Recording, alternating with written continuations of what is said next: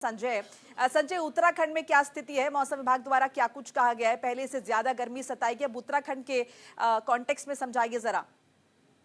देखिए, अगर उत्तराखंड का जब हम जिक्र करते हैं तो पहाड़ से लेकर मैदान तक अब जो चटक धूप है वो हो रही है।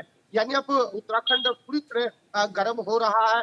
खासकर अगर पहाड़ी जिलों की बात की जाए तो वहां पर भी कहीं ना कहीं गर्मी का असर देखने को मिल रहा है। इसके अलावा अगर मैदानी जिलों की बात की जाए तो वहां भी चटक धूप के कारण लोग घरों से निकलने में परहेज कर रहे हैं। अगर मौसम विभाग की माने तो मौसम विभाग ने जिस तरह से कहा है कि 8 से 10 दिनों तक इस तरह ही मौसम सुस्त रहने की उम्मीद है।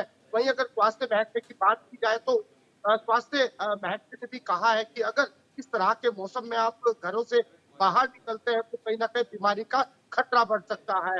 यही वजह है कि अब जो लोग हैं वो घरों से निकलने में परहेज कर रहे हैं। हालांकि इसका असर अब व्यापारी वर्ग के लोगों पर भी दिखाई दे रहा है, क्योंकि जब इस तरह की गर्मी होती है तो लोग घरों से बाहर नहीं निकलते और तो सीधा सीधा इसका असर व्यापारी वर्ग के लोगों पर दिखाई देता है। मोनिका।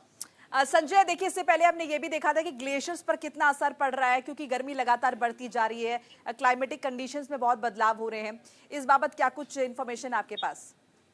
देखिए, मौसम लगातार ही अगर उत्तराखंड का सबसे पहले हम जिक्र करते हैं तो उत्तराखंड के पहाड़ों में हालांकि गर्मी नहीं होती है, लेकिन अगर खटीमा का हम जिक्र कर लेते तो खटीमा में जो तापमान है वो कहीं ना कहीं 36 डिग्री सेल्सियस पहुंच रहा है। इसके अलावा देहरादून का जिक्र करें तो देहरादून में भी कहीं ना कहीं 32 डिग्री सेल्सियस है। तो धीरे धीरे जो तापमान है वो उसका उसमें कहीं ना कहीं बदलाव हो रहा है। अगर मैदानी जिलों की बात की जाए तो क्योंकि चार धाम यात्रा भी है, ऐसे में मार्च माह खत्म हो रहा है, तो ऐसे में कहीं ना कहीं मौसम का बदलाव लोगों की सेहत पर भी असर डाल सकता है।